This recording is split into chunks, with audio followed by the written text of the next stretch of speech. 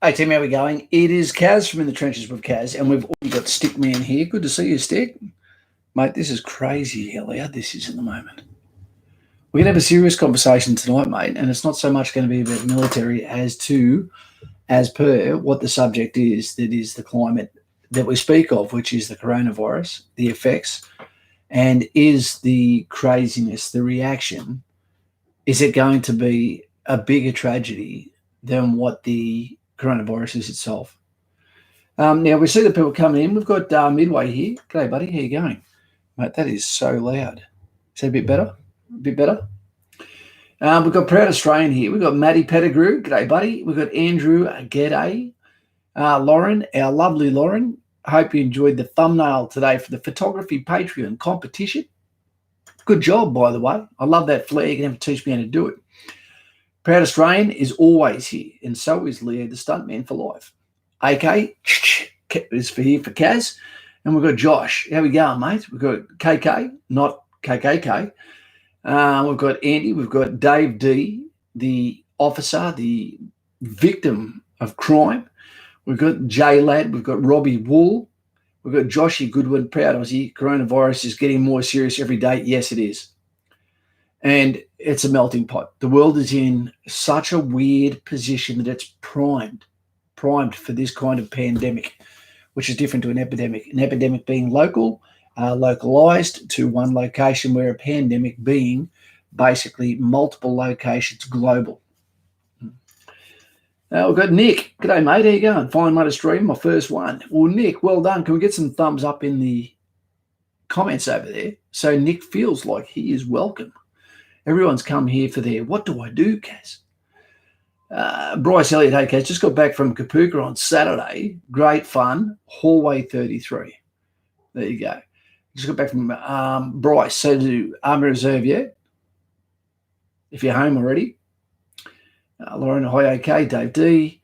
Game Brain 727. People need to relax, especially with the toilet paper.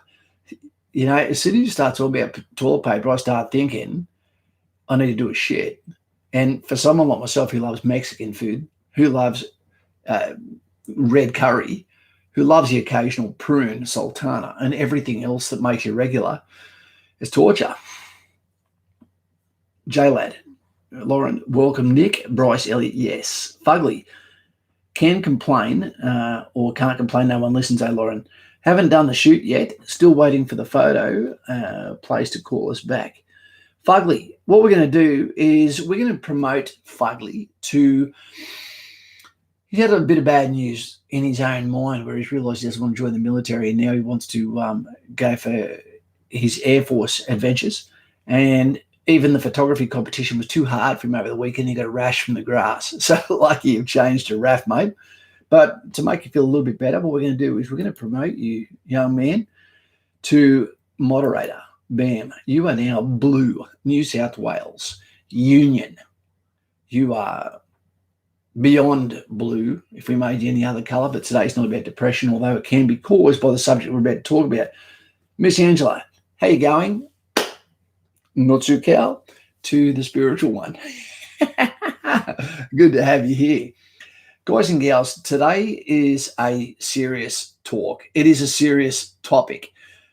Whatever you do, do not underplay what is happening with the coronavirus. It's spreading even behind me as we speak. Okay, tongue in cheek. Guys and gals, with nearly 4,000 people that have perished, we do have to take it very seriously.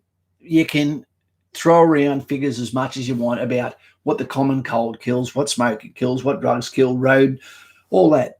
But this is an additional 4,000 people that had their Christmas, their Year of the Rat, New Year, had their own version of their own cultural, spiritual experience, not expecting to become a victim of this insidious disease that supposedly started in a wet market, more likely started in a laboratory and escaped without permission, and has now infected a bunch of people.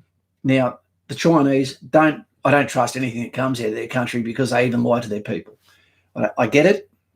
They need to keep that contained because no one wants 1.4 billion people uprising, tectonic plates twisting between provinces and their entire economy and communism coming unstuck. They need to have some sort of rainbow serpent that keeps them on the straight and narrow, so to speak. TT, Thomas Townsend, $2 there right now, 22 days now. Boom. Thank you very much. 22 is the assassin's number.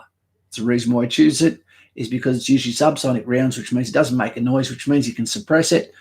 You can fire more without the signature. So well done. 22 to go.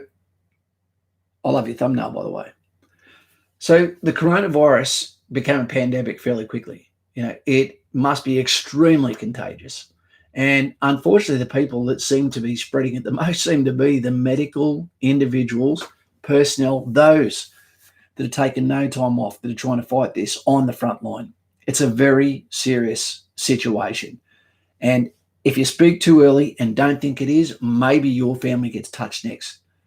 Every single day, we turn on the TV, we go into our multimedia, we go into our sources, and we find and unwrap the new statistics, the new victims, the new spread, the new information on the coronavirus.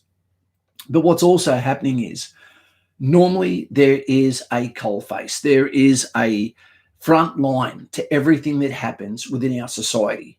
And there is those that engage. There is those that are forced to fight and metaphorically stay on the Titanic, while there's those that get on the lifeboats that are given the privilege, given the right via either victim mentality, or they are given that because of identity politics, etc., and they are free of the fight. But that ain't happening with coronavirus. It's hitting everyone. So what we're seeing is a very immature response, to something that can be logically dealt with. If everyone stopped in one place and then we did a little bit of damage, collateral damage, if we did a little bit of risk analysis, if we did a little bit of actions on, a little bit of military war gaming on this, it can be isolated. Right? It can be quarantined. It will have an effect to the world's economy, absolutely. But what there may not be as much is a spread. All right. It's a really tough one to go to the because I've been in natural disaster zones before, and I've also been in war zones. And I know what can happen from here, and it's not pretty. And I'm going to play out something. This is not what I'm saying is going to happen, but it is kind of happening right now. We're seeing the country that is almost the least affected being Australia, because we are girt by sea. We have a fantastic we have a fantastic immigration system. And we sort of have tribal boundaries within Australia where people tend to make, what are they called? Not epochs, where they make enclaves within their tribal sort of societies. And that's not a racist thing. That's a natural thing. If you bring 20 British people from England, they tend to flock together like a cell, just as people would do from India, would do from Asia, etc. So people stay in there, but there's a bit of crossover everywhere, whether it be from schools, supermarkets, whatever.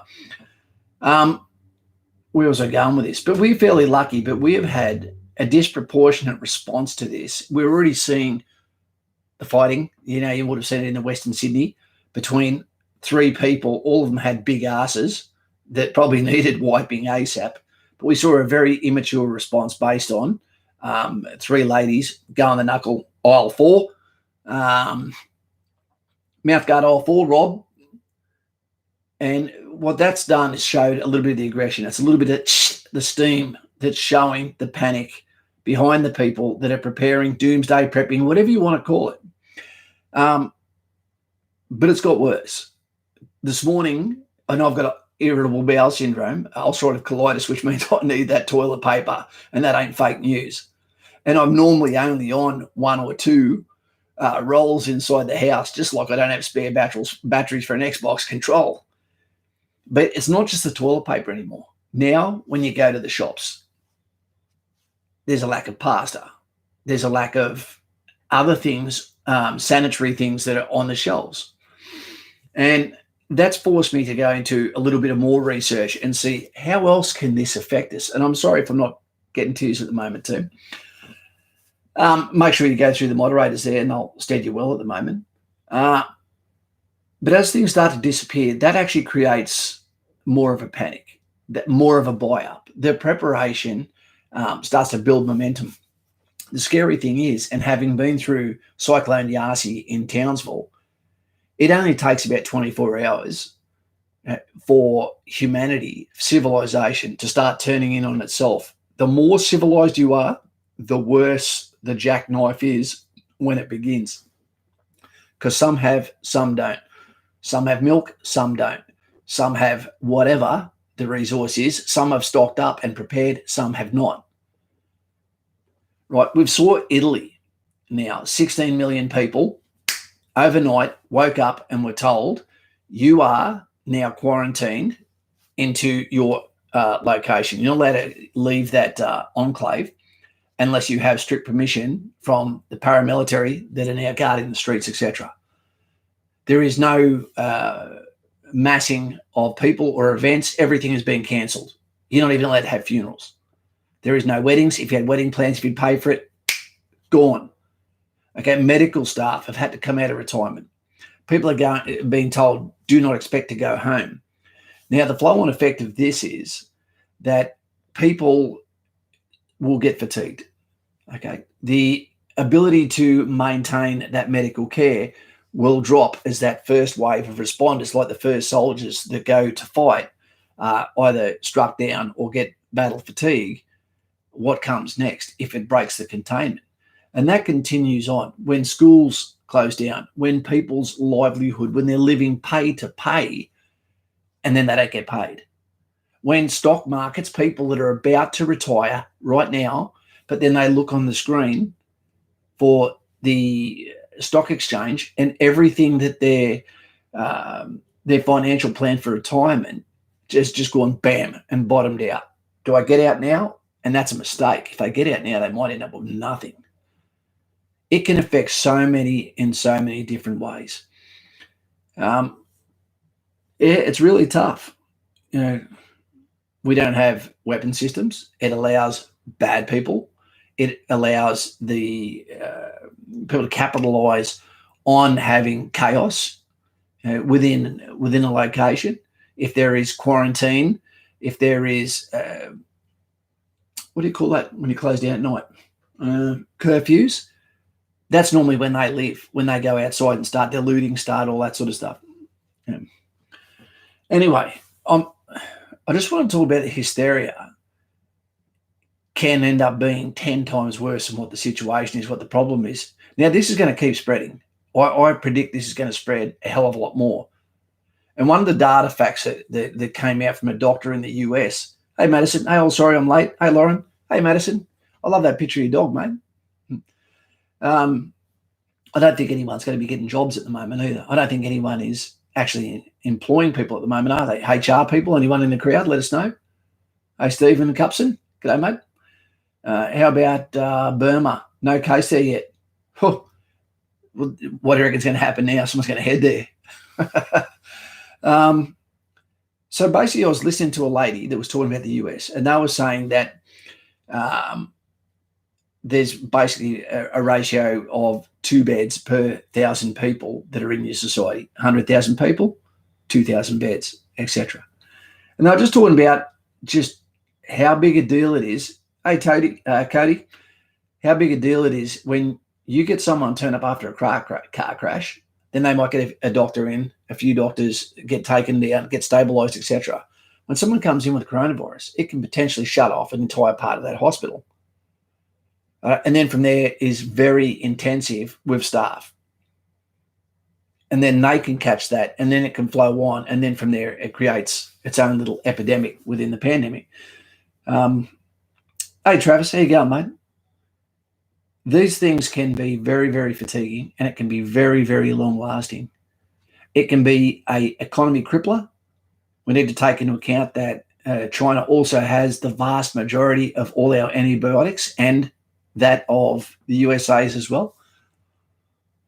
It's almost like all the bets are off the table. It's like a big game of Risk where someone attacks someone after they'd made a pact. Now no one knows what's going to happen in the next turn. I would say to you, as an isolated community that we have here, without panicking, there's a big difference between going, I won't panic, I won't be one of those people, I'm not a doomsday prepper. But it is also important to be prepared, because if you wake up tomorrow and the TV is, we've only got this many cases, but schools are now closed, or this is all now quarantined, or you can't go anywhere, what happens when you look downstairs and as a single guy or a single gal, your cupboard is bare? Oh, my husband went to the cupboard to get a poor dog a bone. When she got there, the cupboard was bare.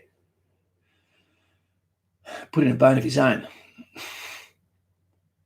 So my job is to protect and provide. So I've started getting things for my family, because even my ex-partner looks at me like, Dean, you just...